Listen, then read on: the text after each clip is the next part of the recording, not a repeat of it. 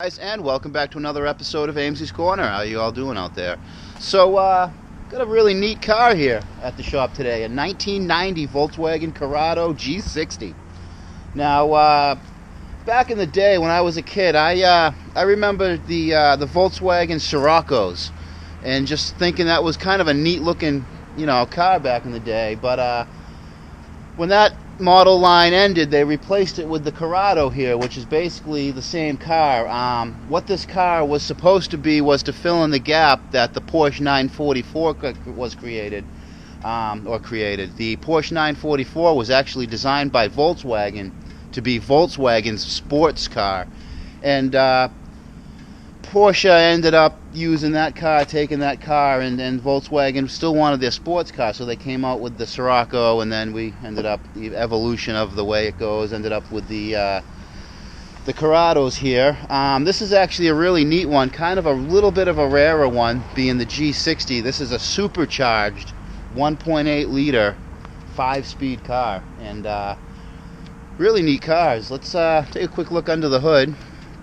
Now let's get in the interior first, and we'll take a look under the hood. First thing you'll notice, anybody remembers these stupid stranglers? Oh, I hate those things. But yeah, this is a 1990 with 90,000 original miles, and it's in pretty good shape. I mean, looks like that's the worst of the interior there, but still holds up well. The layout, the design, the fabrics used kind of really look like something a lot newer than 1990. But yeah, you got your typical Volkswagen gauge layout. One thing, these old Volkswagens, it's not gonna do the old key in the ignition. These have a unique door chime, this bong that goes off. I was hoping it would do it for us. Well, anyways, let's pop the hood and take a look at this supercharged Volkswagen engine.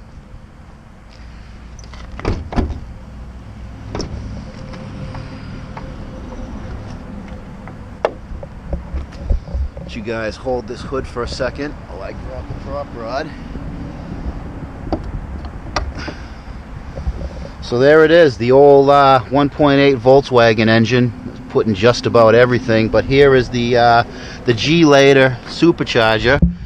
Name that because it's the internal passages, where the vanes of the supercharger run looks like a G, so that's where the G60 comes from, and I believe the 60 has got something else to do with the supercharger. Probably should have done a little more research, but I just didn't have the time to really look up a lot of specs on this car other than horsepower. The unsupercharged version of this car puts out about 130, and the supercharger adds about 30 more horsepower. Not a ton of power for this car. They're not really powerhouses at all. Kind of disappointing, actually, with the red badging. You would think you would have at least 200 horsepower out of a supercharged engine, but not in this case. So anyways, let's take a drive in this thing, see how it is to drive, and see if it feels like 1990 Volkswagen all over again.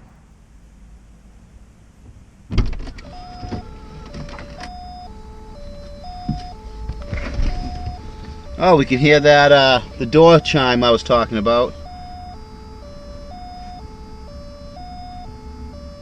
That brings me right back to the late 80s, early 90s, hearing that. So doesn't that. God, what a horrible idea. What horrible idea these were. So, nice layout. Everything's in nice reach. Headlight switch, radio controls, nice manual heater controls. I hate European automatic heater controls. That's up nice. It's got a little bit of a loud exhaust on it. It's got an aftermarket muffler or some nonsense like that. So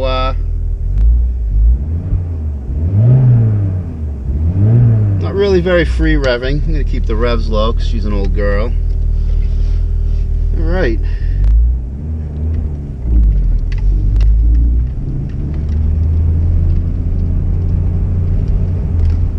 So the car weighs about 2,700 pounds or so, about 160 horsepower, so it's not going to be much faster than your average stock Honda Accord or something.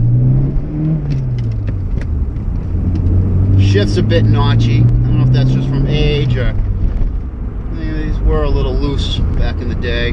Kind of a complicated shift quadrant used on these transmissions. Lasts a long time. It just feels a little loose. Steering input's really quick. Really quick. This has upgraded brakes with drilled rotors. Didn't feel like there's very much power assist though. Feel really rock hard pedal. It might just be an issue with this car.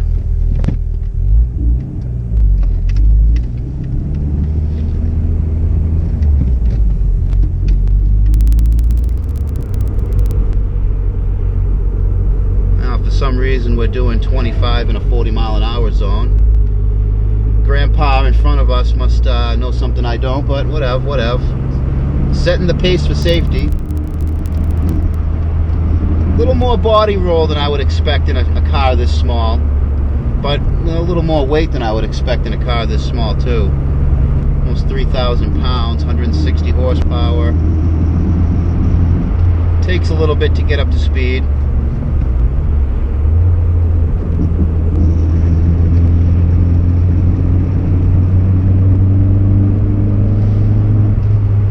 Another neat design aspect on these cars is they have a rear spoiler mounted to the deck lid that raises up at a certain speed, and it's actually raised up right now. I'm seeing it come up and down. That's kind of cool.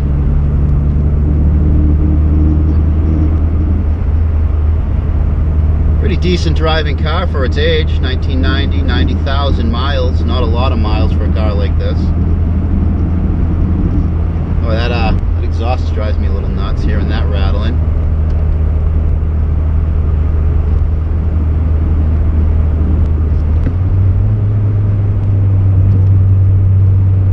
Let's see how it takes this sharp right hairpin.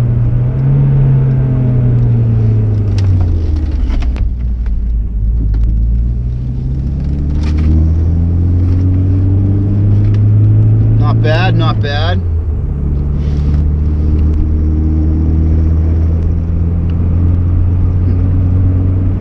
It definitely feels like 160 horsepower. So the reason this vehicle is in the shop for me to look at it, it kills its battery. Something about it drains its battery. It's got an aftermarket old school Clifford alarm in it, which when you shut the car off flashes constantly. I'm wondering if that's draining the battery or something staying on. I have to do a battery draw test and get to the bottom of that. It's also in for radio doesn't work. Radio doesn't work.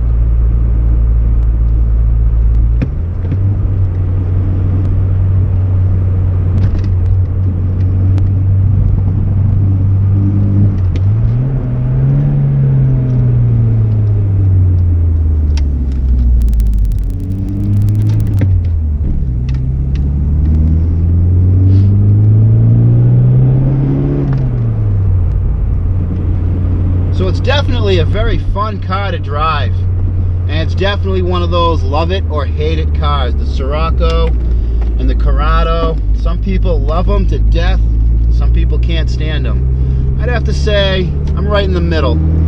Take it or leave it.